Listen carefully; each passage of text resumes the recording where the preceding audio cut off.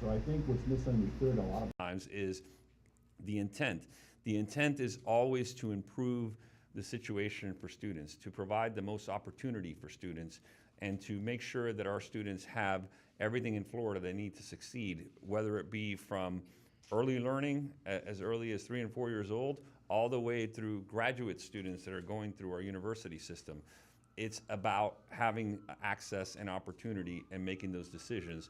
And sometimes when we make decisions or we take action, people will misunderstand that and they don't understand everything that led up to that action. And so an important, and I think this goes right to what you guys do here, which is communication. It is important to be able to communicate your message and for people to have a full understanding in those short snippets of time that you get so that people understand what it is that you're trying to do.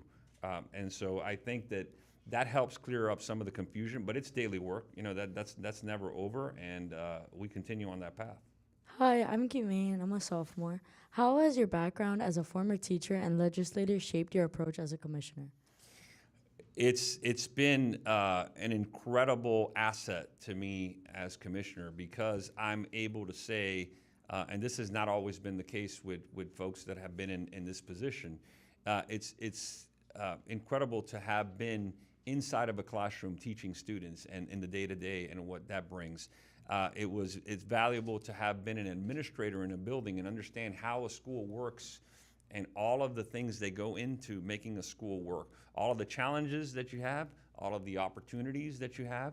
And when you look at that, and then having the opportunity to legislate, right, to make policy that's going to affect all of these students, all these teachers, all these communities, when you're making those decisions, you know, unfortunately, we don't have a ton of that, right? We have lawmakers across this country that are making decisions when they've never been involved at the level of having that. So I always take the opportunity to get feedback from the network of people, not only from my own experiences, but having the opportunity to be able to go to principals, to go to teachers, right, to go to former students and have conversations about ideas and how does that affect the actual classroom?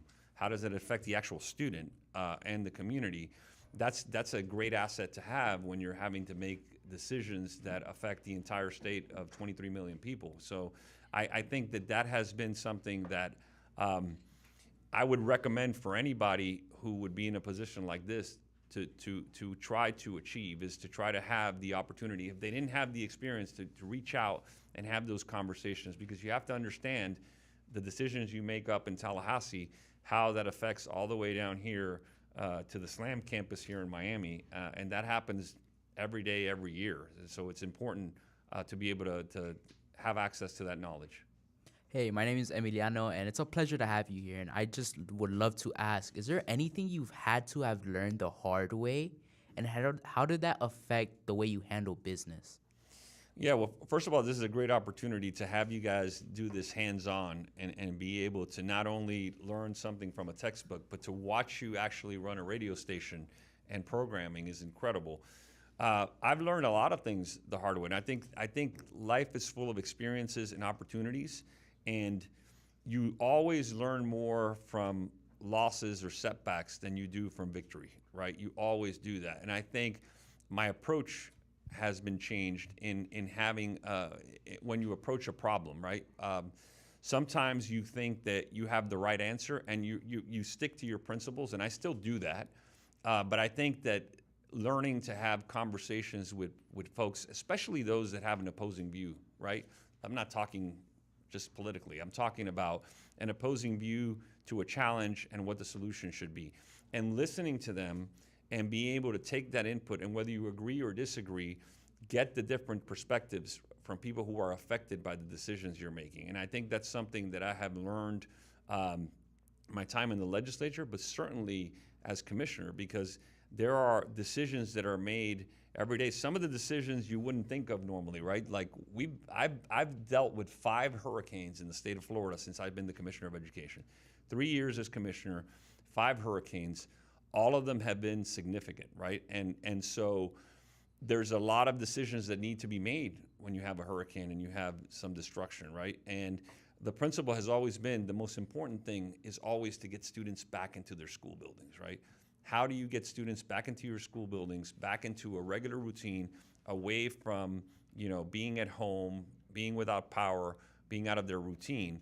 And I learned, I knew that my principle was we're going to get students back as quickly as possible.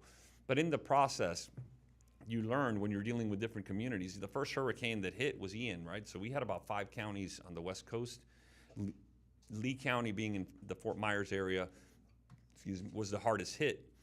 Getting those folks to understand that the most important thing is to get everybody back safely, but having to listen to the challenges that come from not only the students, the teachers, and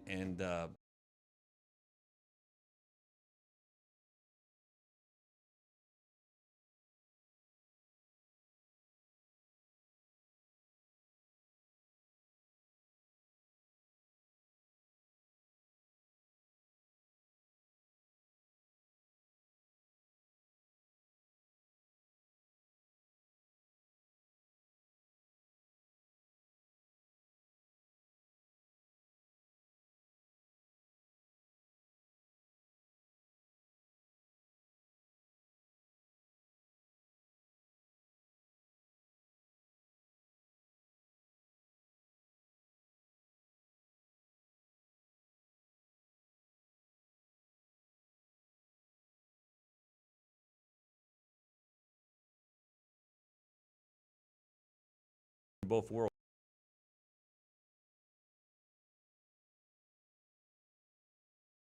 world where there's so much technology and so much advancement, and sometimes we're reluctant or scared, right, to jump into that, like anything new. But I think how it's helped me is to be able to understand the efficiencies, right? Not only the efficiencies in getting the job done, but we have to, and I say this all the time, we have to understand that we need to meet students where they are, right? And we're not teaching students in the 1970s, 80s, or even 90s, right? We're teaching students in 2025. And that requires a commitment to technology. And with that comes some perils, right? We have to be cognizant of the dangers that exist. Everybody thinks AI is great, right? There are some perils to AI we have to watch out for, right? We have to, and I'm not just talking about the Terminator, right? About Skynet taking over. I'm talking about, having accurate information input into, because the AI is gonna, it's garbage in, garbage out, right? And so being cognizant of that, but not being afraid to grab the reins of that and make sure that we're doing in a way that is safe for students, right? That is efficient and effective for students. Like right now, we are embarking on a pilot program at the Department of Education in which we're going to implement AI in partnership with a technology partner I'm not going to name to speed up our certification process. And so we get thousands of certificate applications, we get thousands of renewals every year in the summer, and it's very intensive to go through that, right? How do we maximize AI to cut out the parts of that can be done with technology instead of by hand, so that our human capital, our folks that are actually effectuating this, can speed up that process and get to the meat of it, right? We want to make sure that it's accurate. We want to make sure it's done right, but we shouldn't be waiting 90 days for somebody to get a response. And so we've been able to cut that down by hand during my tenure to an average of 60 days, even though the statute allows for 90. But with AI, I think we can get it to 45 or 40. And so how does that benefit students? It benefits schools by identifying those folks that can be in a classroom, and it benefits the school administration be able to plan and schedule and know who's teaching a class, which at the end of the day provides students with a better opportunity for an education. And so those are examples. Obviously in research, all of you have probably used AI to do some form of research. It's an incredibly important tool, an effective tool, but again, what happens with our data? We have to be careful with that, right? So we have to take an approach where, yes, we're going in this direction, but we need to do it in a manner which is efficient, effective, and safe. And so, to me, that's the biggest deal. It has been being able to have the courage, right, to dive into that. I was very skeptical of AI at the beginning. I wouldn't even put it on my phone. But I've acknowledged that there's a tool there that we can use to maximize our efficiencies and to be more productive. And ultimately, it's going to benefit our students. And so we need to explore every opportunity that benefits our students. All right, good morning. My name is Annabelle. I'm a level 1 here at Slam Radio, and I have a question to ask you. What advice would you give to students who are interested in pursuing a career in education? Well, the first thing I would say is I think you need to make sure that you're in any field. You need to make sure you're following your passion. You know that old saying, everybody talks about it, right? Where if you pick the right career, you never work a day in your life because you're doing what you're enjoying. So I would obviously I advocate for folks to go into education because we need fantastic teachers. But I think you have to go through your process, right? My process was very different, I'm sure, than others. I played high school baseball, I played college baseball, I went to college on a scholarship, and I started as a sports administration major. And I thought I was going to go into either management or coaching. I even explored athletic training at one point. And then I realized that I didn't want to do that, but what I really wanted to do is, I had a passion for history as well. I wanted to be able to teach history and coach baseball. And so that led me to a path, and now I knew what was in front of me. I knew the steps that I had to take. So I would say, number one, identify your passion. Number two, identify the steps that you have to take to be successful, because you need to know what the roadmap is to get there, right? Don't go haphazardly saying you're going to do something without mapping it out. And be sure that that is what you want to do. Not only teaching, but what you want to teach, because you may think it's one thing and, you may change your mind. So I think it's important. Good morning. My name is Genesis. How did the transition and the different titles and statuses you had in your career, how did that change the way you approach decision making? So clearly, as a school administrator, you have a very narrow set of decisions that you make, because it's all directed at one school, one set of students, one, a large set of problems and challenges, but they're within a building, right? When I got into the legislature, it really opened my eyes as to all of the things that go into not only state government, but the world in general, right? And my approach is, I realized I needed more information. And so it forced me to become more of a researcher, and not only reading, but having conversations with people who were experts in a field, right? So remember, I wasn't just dealing with education, I was dealing with insurance issues, I was dealing with business issues, I was dealing with taxation. So having conversations with people that I trusted, that were expert in that field. And the same happened in reverse. I had a lot of my colleagues in the legislature that on an education issue would come to me before they voted, because they wanted to know my take on it. And I think you have to find reliable sources of expertise to be able to make those decisions ultimately. So as we get ready to go to break, I want you to start shifting a little bit and get ready for some new questions, including the idea, like the fact that it is 2025. Not only has putting grades in a grade book changed, education on a whole has changed, and there's many examples of that right in this room that we're excited to talk about, right?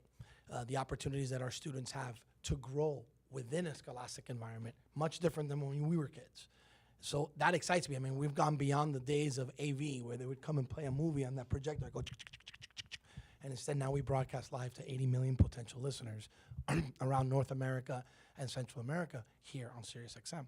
So there's some wonderful questions our students want to keep asking you. I want to pick your brain as well. We're going to get ready to go to break. When we come back from break, we'll continue with Commissioner Manny Diaz Jr. right here on Slam Radio, SiriusXM 145.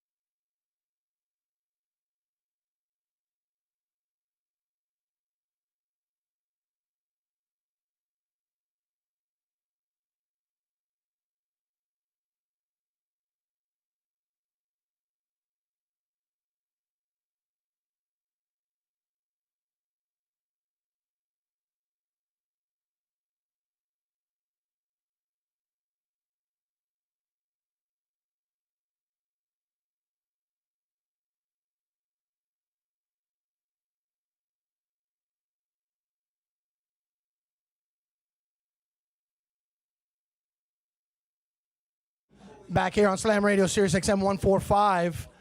I love that Nas did this song.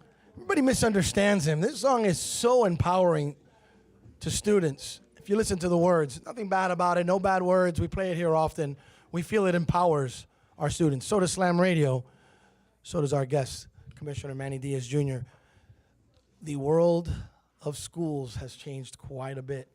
We went from those green grade books that we were talking about earlier to kids graduating with their AA from high school, learning more and more about different subjects, whether it's through STEM or through other avenues of learning, things that we never saw in the 80s or the 90s. I'm marveled by all of this. Our students are loaded with questions for you. So I'm going to toss it to them, and they're going to pick your brain. I wish you luck, though, because when they get to asking me questions, sometimes they stump me. I hope they don't stump you. We'll get it started. Go right ahead. Good morning again, Commissioner Diaz. So I have a question. Since switching from the FSA to the FAST, have you seen any changes in how students are performance-wise? Yeah, that's a great question, and I'm very proud of the FAST system. I actually, before I left the Senate, authored the bill that created the progress monitoring system that switched us from the old, one test at the end. We have seen an increase in performance, and the other thing that I will tell you that we've seen, and I don't know if it's shared here, but this is the feedback we've gotten, is there's a lot less stress coming from students, coming from teachers, coming from administrators, because they have access to the information so quickly, and they have access to the data that will help them craft lesson plans at the beginning of the year, the middle of the year, and then at the end of the year, when the test is taken, you immediately have feedback and start working on your schedule for the next year and what the needs are. And so we've seen not only an increase in performance, but also an increase really or a decrease in stress and an increase in enthusiasm around the test. And I think that has been so helpful. We have had several states come to us looking to implement the same kind of tool. And every year we're trying to get feedback on how to improve those reports, right? How do we improve the reports so that students and teachers and parents can take that information and continue to improve and use it to maximize their education? So I have seen definitely positive reviews. It's very hard to do something where you get good feedback from parents, teachers, students, and superintendents. There's usually some people that are unhappy, and we have gotten great feedback on this. So I think it's a great tool, and I look forward to it continuing to improve. Hi, good morning. My name is Rafael.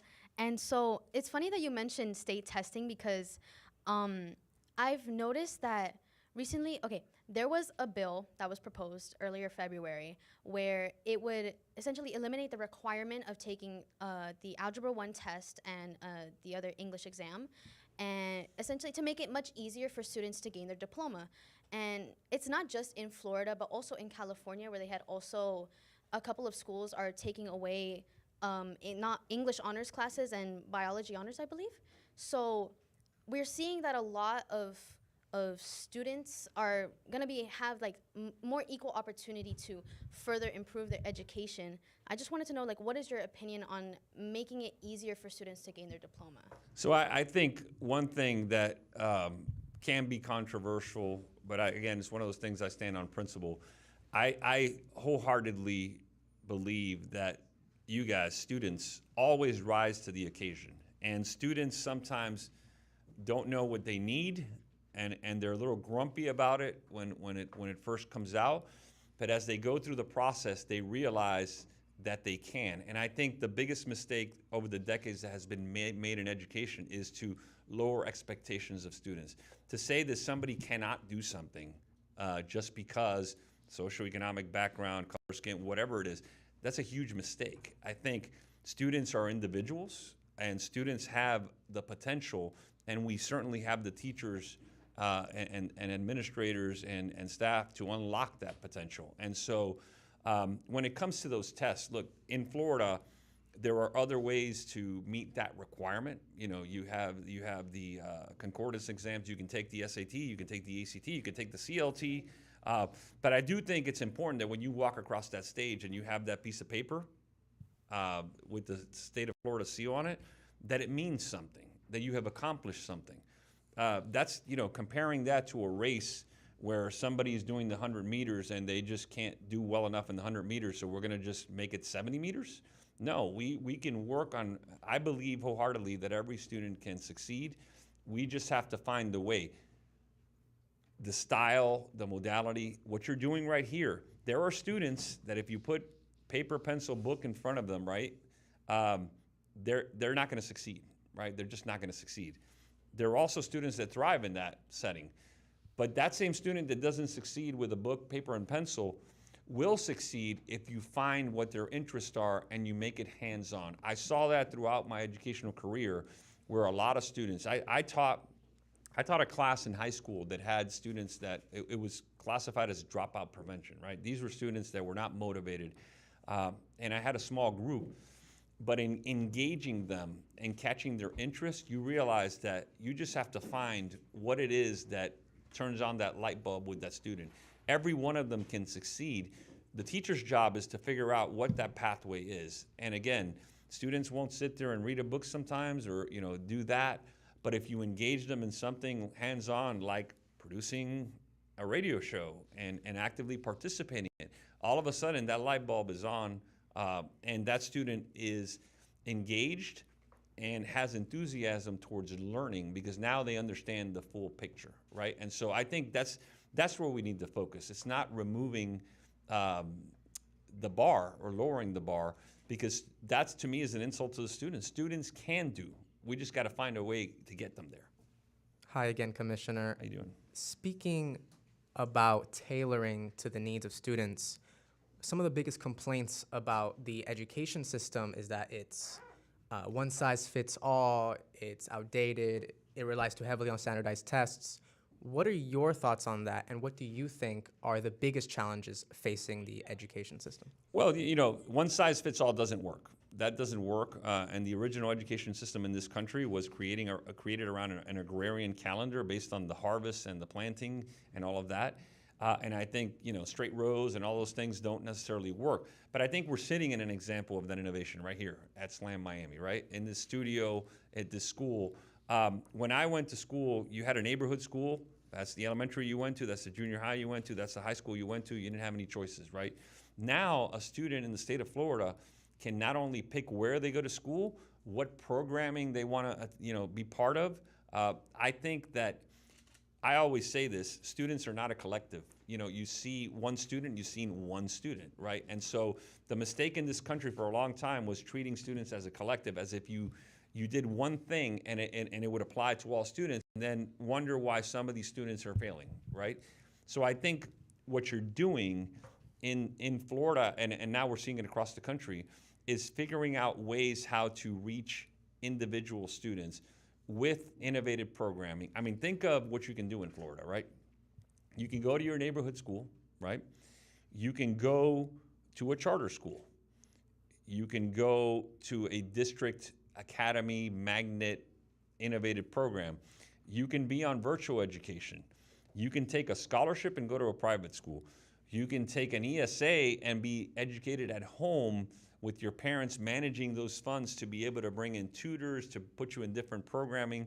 I mean, across the board, I think what you've seen is we're trying to meet the needs of all students our job was not to dictate, right? But it was to lay out all these options and let parents and students decide what is the best option for me, including I've seen families where you see 4 kids, and you got one at the district neighborhood school, you got one on virtual, you got one at a charter school, and you got one on a scholarship. I mean, if that's not, a set of options that you can manage, and I think we continue to improve, but what has this movement done? It has made our public school system, our district schools, better because they've had to become competitive. And so if you go to the offerings in Miami-Dade County today, as compared to what it was in 1990, I can tell you there's a vast difference, and there's a whole lot of things that students can take advantage of.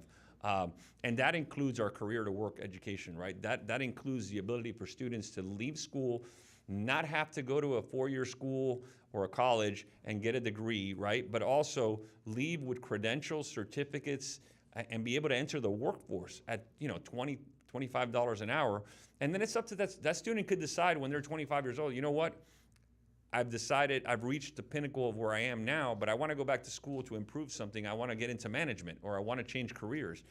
I think that's the way that we need to conduct the business of education, which is very different from what Larry was talking about before with the green, talk about just the green sheets and the technology. No, let's talk about the actual options. When you walk into a school like SLAM and you look at this, I mean, what an attractive opportunity for students. And again, it's not for everybody, right? It's not for everybody, but we need to lay out those options, and we need to continue to work on that, because the world, as you know, is ever evolving, technology is ever evolving, and the needs of the workforce are ever evolving. And so we need to continue to have our education system match up with that. We spent a long time having educational quote unquote experts dictating what was good for students and what was good for the economy. And now we've figured out that if we ask the business community, if we ask the community at large, if we ask students, if we ask parents, we can tailor our programming to what best fits the students' needs and the workforce needs. And so I'm excited about what's going on in Florida, and I hope that the rest of the nation follows with that model. Man, he doesn't usually get an introduction before speaking to you, but since I do have to announce that he is our new incoming principal and he has joined us today here in studio, new incoming principal Carlos Alvarez has a question. I think you know him quite well, but he has a question for you, Manny. So, like the commissioner spoke, it's been evident to us that having the data accessible immediately for progress monitoring allows us, school leaders, teachers, to kind of customize educational plans for our students. So my question, we've been able to do that with the ELA, with the reading, and the middle school math. Has there been conversations, right? There's other assessments that we test in, the EOCs. Has there been conversations at the Department of Education and also incorporating EOC assessments for progress monitoring, like the Algebra 1, biology, U.S. history, civics, geometry? So that way, right, when you take these assessments, we see where you're at, we know where to work with you and where to get you that. However, there's a few other assessments as well that will benefit in us learning where you're at and how we got to get you to where you got to get to, right? So, Commissioner Diaz, has there been any conversations, EOC, progress monitoring? Yeah, absolutely. We've actually been having those conversations, and how do we have this product, right? We have this setting. How do we take the rest of our courses that have an exam attached to them, and how do we implement that in progress monitoring? Because ultimately what we've seen so far is that the system has benefited students. And at the end of the day, if we go back to our governing principle, what's best for students, I think that's something that we are continuing to explore. There are some logistics that we have to take care of with that, but I do think that would be very productive for our students, and we're certainly looking at that. I feel like the word opportunity has been brought up so many times. I feel like dual enrollment has given us so many opportunities to us on the lower section of money-wise, and we can afford a lot of college catches in the future, and it helps us. Do you have a plan of expanding dual enrollment and education programs in the state of Florida? And if so, how are you going to achieve those plans? Well, the first thing is on that same topic. When I was in the legislature, I actually changed the law on several occasions to provide that benefit. I think there was some dual enrollment going on, right? There were, you have your traditional AP courses and IB and all of that. But I think if you look at what Florida's doing right now, we're maximizing that opportunity. And what does that do? It gives you the opportunity to get an AA degree before you leave school. Not only does it save time, how much money does it save, right? And so we created an opportunity to have all of our dual enrollment courses go on to Florida has a common course catalog, right? And if your course is listed on that, because before you would take these courses in high school as dual enrollment, and then you say, I'm going to go to the University of Florida, and the University of Florida would look at the courses and say, well, yeah, that's algebra, but it's not the algebra here at the University of Florida. And so now they give it to you as an elective, but you didn't get into the core requirements. We changed the law, and so now if you take a course and it's on that course numbering system, which has to be approved by the state, that course transfers. All of our state universities and state colleges have to take them by law. And so I think you hit the nail on the head. That is opportunity, because you have the opportunity to not only advance yourself, but you're also saving money. And what do we often hear in this country? We're talking about the problem of debt, right? The problem of students going to school and leaving with all this debt and now having to start to work and have to pay off that debt. Well, if you do dual enrollment, think about it. You save 2 years. Now you go to a university, you only have 2 years to go to get your bachelor's. You can continue on and get your graduate degree. How much money did you save right there? If you get Bright Futures, you're going to have, honestly, with the tuition in Florida that's so low, you're going to have money back in your pocket. So you're going to be basically getting paid to go to school. You leave school, you're not saddled with debt. You have all these opportunities to choose from your career instead of having to worry, how much does the job pay because I have to count that I have to pay back this loan. I think that is right down the avenue of opportunity, and we have to continue to do more of that. I'm excited to also highlight another thing we've done. We passed a law in Florida in which we're creating our own version of what would be AP. It would be a Florida-based courses. The first one, I'm going to announce it now, even though we're going to announce it at the summit. The first one that we're going to roll out is college algebra. It's not offered by the College Board, so there's no AP college algebra. We're going to offer it, and then we're in the process of working in agreement with 7 or 8 other states. So if you take that course here, not only does it go to a Florida university, but also if you leave Florida and go to one of these states, that course will be accepted in those states, and vice versa. So we're very excited about that, and I think you highlighted a great opportunity for students there. Hi, I haven't had the opportunity to introduce myself yet. My name is Alan Mata. I'm the station general manager. So with charter and private schools having like a higher graduation rate and more kids going to college compared to public schools, how have you thought of actually like helping the public schools and helping them get the same level as them? Yeah, well, it's great to have the general manager here. That's impressive. But yeah, look, our mission has been, and you know, Governor DeSantis rolled out of the gate in 2019. How do we want choice and we want to expand choice, but how do we improve our public schools? He came out with an initiative to create a pot of money to actually go directly to teacher salaries, right? And so the state every year is now investing $1.25 billion that is sent down. It has to be used for teacher salaries. How do you recruit and retain incredible teachers? That's one of them, right? It's one of the ways. And I think we have to continue to make that investment because the most important factor in a school, there's 2 things: the leadership of the school and the teacher in front of the classroom. I mean, this is a fantastic building. This is a great view. This is fantastic. But the truth is, if you have a fantastic teacher and you have good leadership, you literally could be learning under a tree. You would be learning, right? And so we have to do that. That's how we do it, continuing to invest. The other piece is the professional development of our teachers. We just passed a bill through the legislature to revamp the professional development of our teachers. They need to be treated like professionals. And so all of their professional development should be engaging and pertinent to what they teach and to the methods of teaching. It shouldn't be something where they're sitting there just doing something to check a box. And so we've done that, and I think that's going to continue to improve our public school system. Many amazing questions. More to come. Final segment on the other side. You're listening to Slam Radio, Sirius XM, Channel 145.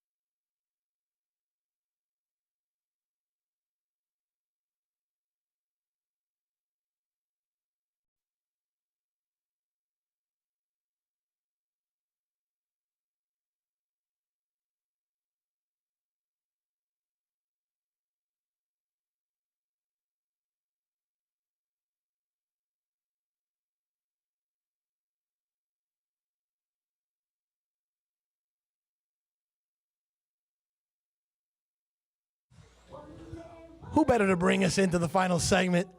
Chico himself, Armando Christian Perez, Slam Radio Sirius XM 145. We're joined by Commissioner Manny Diaz Jr., Department of Education here at the state of Florida.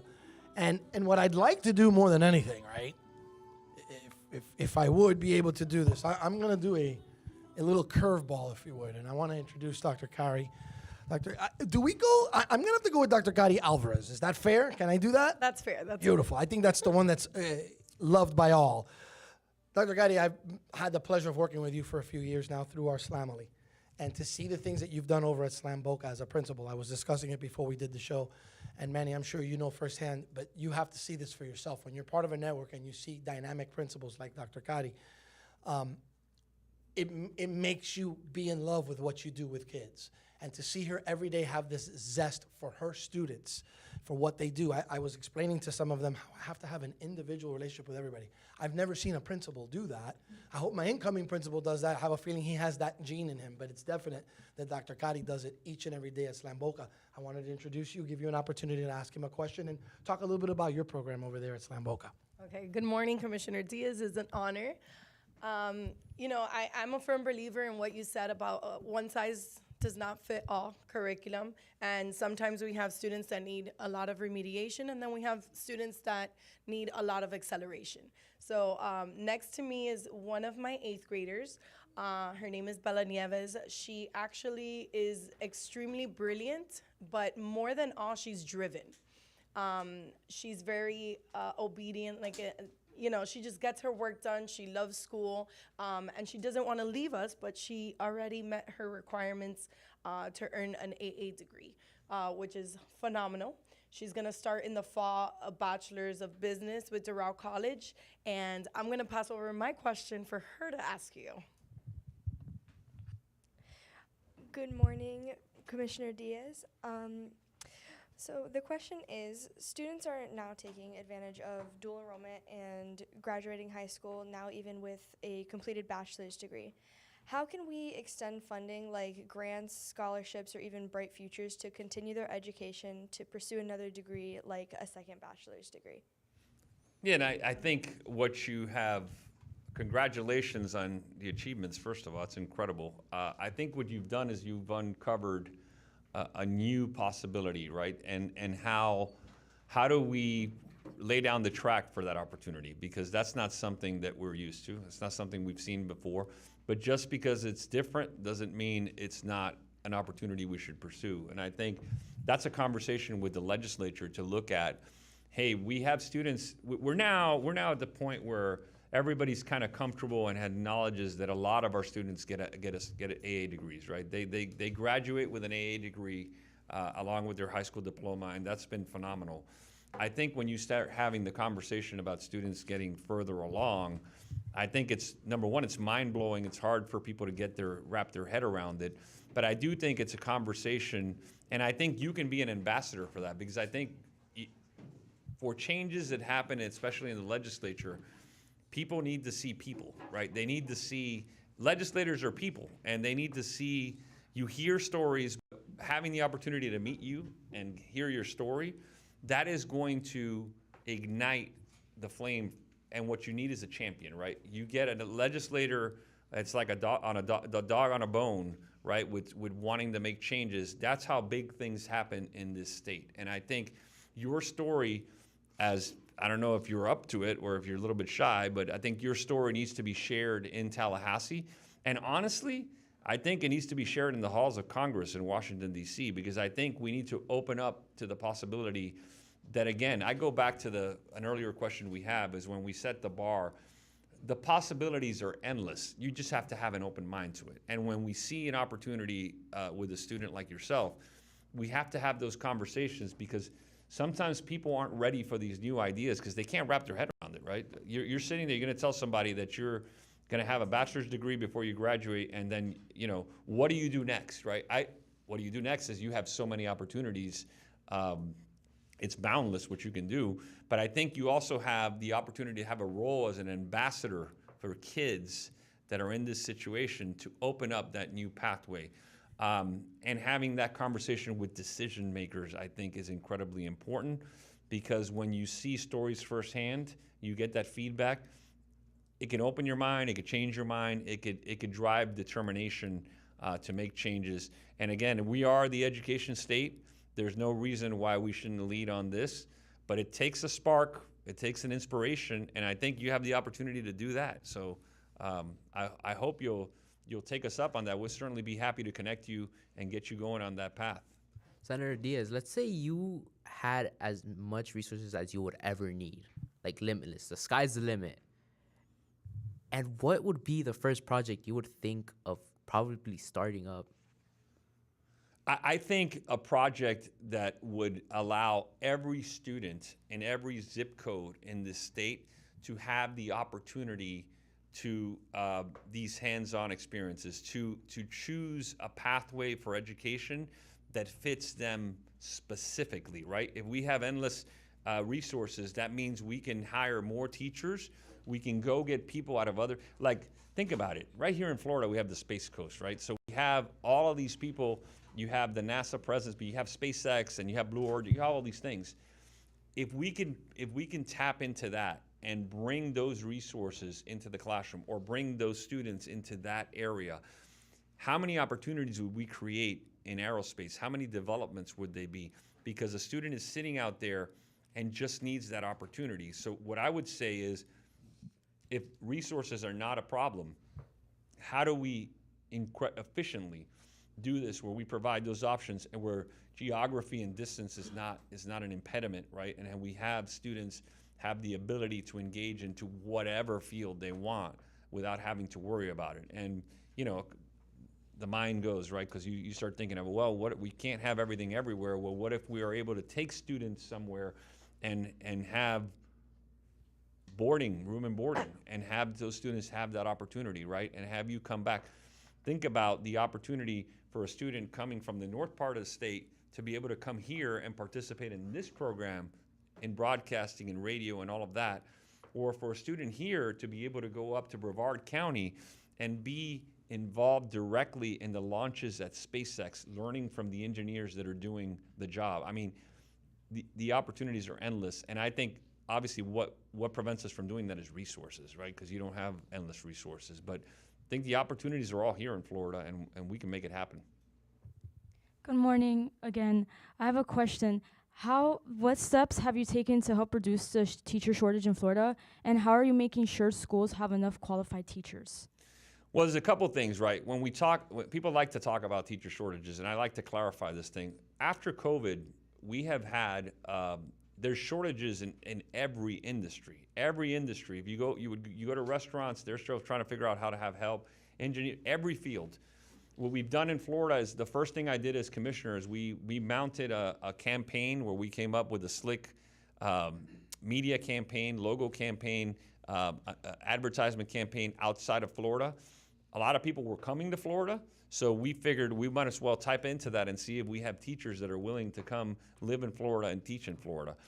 And we've created a series of alternative pathways to teaching. And I think another thing that has changed, Larry, to your point, in education is what a teacher looks like, how a teacher gets to teaching, right? Because the traditional pathway is not necessarily the best pathway always, right? And we have created a military pathway. So think of someone who has served their country. All of the assets they have, they've gathered in their service, right?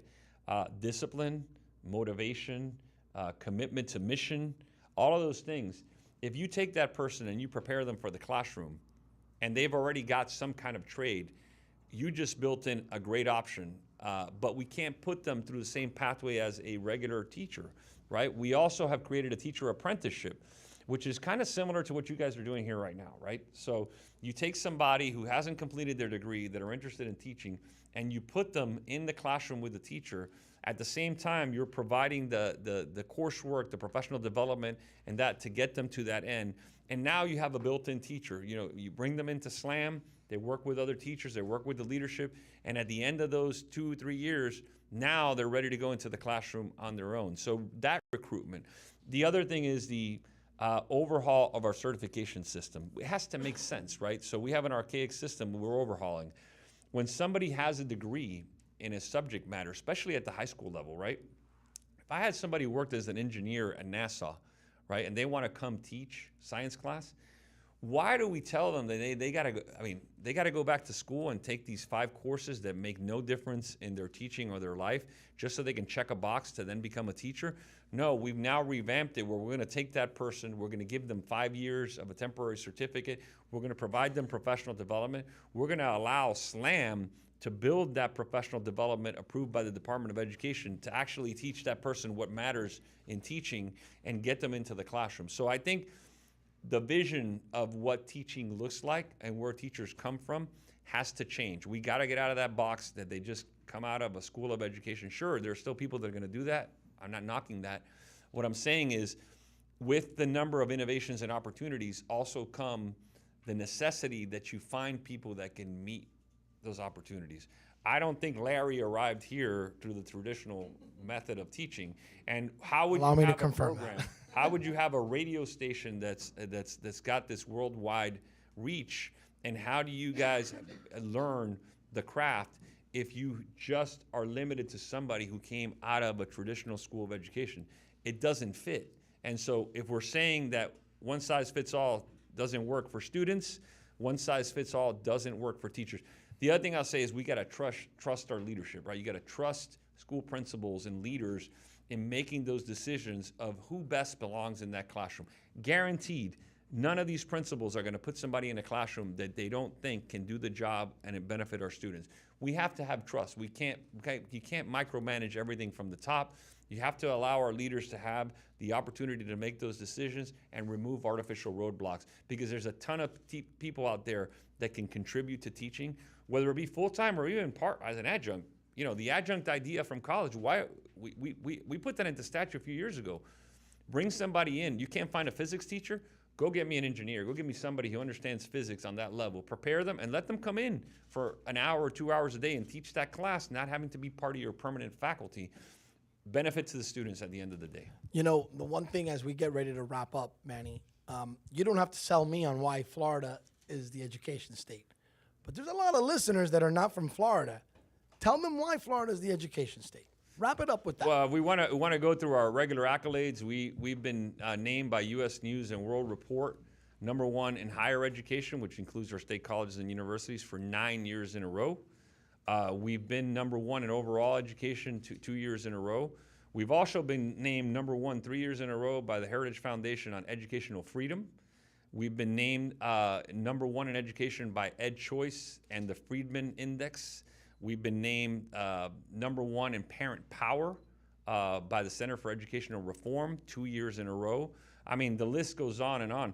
But at the end of the day, I think what you need to look at is the product. Again, going back to the students. Look at the students that we're producing today in Florida and look at the response from our workforce, right? Our industry is coming to us and saying, give us what we need, and Florida's responding. And if you go to the Florida Council 100, if you go to the Chambers of Commerce, if you go to the people in industry, they will tell you that they're receiving these students that are prepared. And why is that happening? Because if you talk to our state college presidents, they're telling you that our students are better prepared coming out of high school to engage in the college level. And they're coming out of college with either the credentials or the know-how to engage in the workforce. And I think all of that leads to prosperity, right? Not only for the economy and for the state, but for the individual student. And I think that's why it's #1. Our focus has been on education. Our focus continues to be on education. And I don't think that that's going to change anytime soon.